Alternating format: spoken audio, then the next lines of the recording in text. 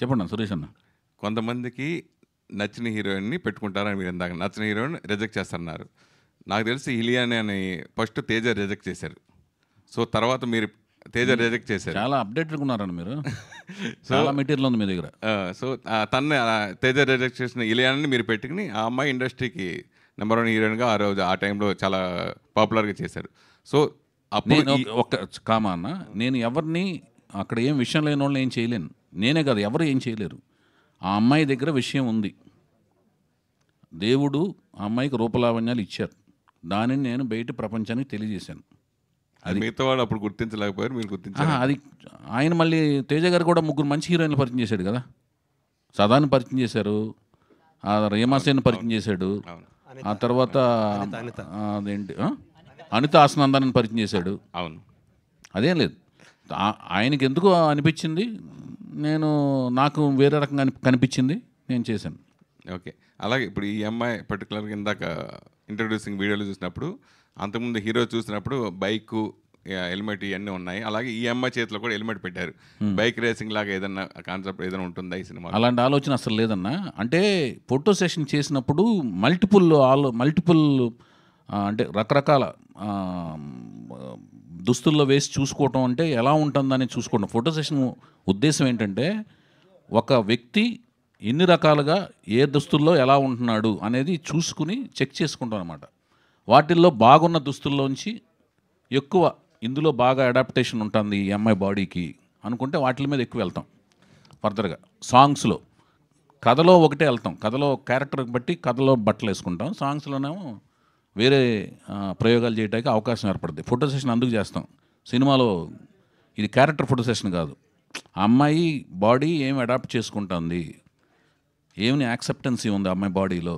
అమ్మాయి హైట్ ఉంటుంది కదా, మంచి లెగ్స్, మంచి బాడీ, అద్భుతంగా ఉందని ముందు చెప్పకుండా మిగతా ఎందుకని భయ్యా మీకు అద్భుతంగా ఉందంటే, ఒక అమ్మాయి అద్భుతంగా ఉందంటే పొగడతంలో తప్పులేదు. నేత్రానందం నోటి దొరద అనేది దేవుడు ఇచ్చాడు. మిగతా పనులు ఏం చేయకూడదు. మీరు అద్భుతంగా లేకపోతే మీరెందుకు పెట్టుకుంటారు? అసలు మీరు చెప్పకలే అద్భుతంగా లేకపోతే మీరెందుకు పెట్టుకుంటారు? మీరు అద్భుతంగా ఉంది కాబట్టి అద్భుతంగా ఉంది కాబట్టి నా కళ్ళలో పడింది. ఇప్పుడు గీత గారిని పక్కన పెట్టుకొని మీరు ఇంకొకరు వేరే అమ్మాయిలు వర్ణిస్తా ఉంటే గీత గారికి మరి కొంచెం ఇబ్బందిగా ఏముండదా?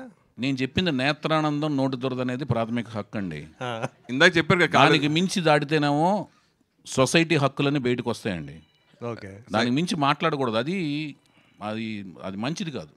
ఇందాక చెప్పారు కాలేజీ నోటి దొరద అంటే నా ఉద్దేశం ఏంటంటే మన లాయల్గా ఉండాలి.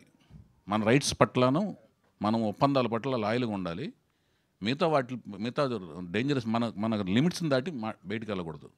నా వృత్తే, నేను దర్శకుడిని. కోపం వచ్చినప్పుడు కోపం వచ్చినట్టు తీయాలి. రొమాంటిక్ సీన్స్ రొమాంటిక్ తీయాలి. అంటే తీయకూడదు, గీత గారిని పక్కన పెట్టుకుని రొమాంటిక్ సీన్ తీయద్దంటే ఎట్లా అండి? మీరు నువ్వు మంచోడు కదా చంపేసి సీన్ తీస్తున్నావు అంటే ఏంటన్నా యజ్ఞమూర్తి అన్న? నేను సీన్ తీయండి కూడా మాట్లాడలేదు. మీరు చేస్తున్నటువంటి వర్ణన చంపేసి ఎలా తీస్తున్నాను అడగలేదు. మరి మంచోడిని చంపుతున్నావు అని. అది ఒక్కొక్కరికి ఒక టైం నడుస్తుంది. ఆ టైంలో ఫుల్ సింగ్ నెంబర్ 1 పొజిషన్కి వెళ్తారు. తర్వాత ఇంకో నెక్స్ట్ జనరేషన్ వస్తుంది. మీరు దర్శకుడిగా చాలా గ్యాప్ ఇచ్చారు. అంటే ఇప్పుడు ట్రెండింగ్కి, ఇప్పుడు వస్తున్న దర్శకులు, ఇప్పుడు వస్తున్న సినిమాలకి ప్రతి వారం మనం కలిసే సినిమాలు చూస్తాం, రెగ్యులర్గా వచ్చేవారు చూస్తారు. అయితే దాని గురించి మీలో ఎలాంటి మార్పుని తీసుకొచ్చి ఈ సినిమా ప్రాజెక్ట్ మొదలుపెట్టారు అంటే? కాదన్నా, ఇది మన ఇద్దరం తమ్ముడు అన్నతమ్ముడు లాంటి వాళ్ళం. నేను ముద్దుగా సోమన్ బాబుని పిలుస్తుంటాను. మిమ్మల్ని అడగచ్చు, మిగతా వాళ్ళందరూ ఏమో అనుకోకండి. ఎప్పుడు మాలాంటి వాళ్ళని అడుగుతారు ఏంటనేది ఈ క్వశ్చన్ కాదు. గ్యాప్ వస్తే అప్డేటెడ్ అవుట్డేటెడ్ అనేది లేదన్నా. నేను అదే దాని గురించి ఆల్రెడీ ఆన్సర్ చెప్పున్నాను. అంటే మీరు ప్రీవియస్ ప్రెస్ మీట్లు రాలేదు. అయితే ఏంటంటే నేను 84లో 83లో మద్రాసు వెళ్ళాను, 84లో సినిమా ఫీల్డ్ జాయిన్ అయ్యాను, 98లో డైరెక్షన్ చేశాను. మరి హిట్లు ఇచ్చాక వరుసగా 6 హిట్లు, 14 13 ఏళ్ళ తర్వాత డైరెక్షన్ చేశాను. అవుట్డేటెడా? మరి నేను మద్రాసు వెళ్ళాను, గుడివాడ నుంచి వెళ్ళి మద్రాసు వెళ్ళాను, వేరే స్టేటే వెళ్ళాను. అవుట్డేటెడా?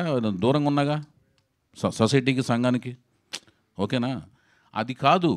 నీకు జిజ్ఞాస ఎంత ఉంది, క్యూరియాసిటీ ఎంత ఉంది, నువ్వు అప్డేటెడ్గా అవటం కోసం నువ్వేమేమి, ఎంతసేపు నీ క్యూరియాసిటీ ఎంతసేపు, నువ్వు చదివి నీ సబ్జెక్ట్ పట్ల నీకు ఎంత అవగాహన ఉంది, ఎంత అవగాహన అప్డేట్ అవుతున్నావు డైలీ అనే దాని మీదే ఉంది. దాని గురించి అడిగా. దాని గురించి అది చూస్తున్నారు మీరు. మీ మధ్యలో ఉంటున్నాను కదా, మీరు ఉన్నారు ఆపైనా. మీరు బద్ధంగా వచ్చిన నేను ముందే ఉంటా కదా. అవునా కదా?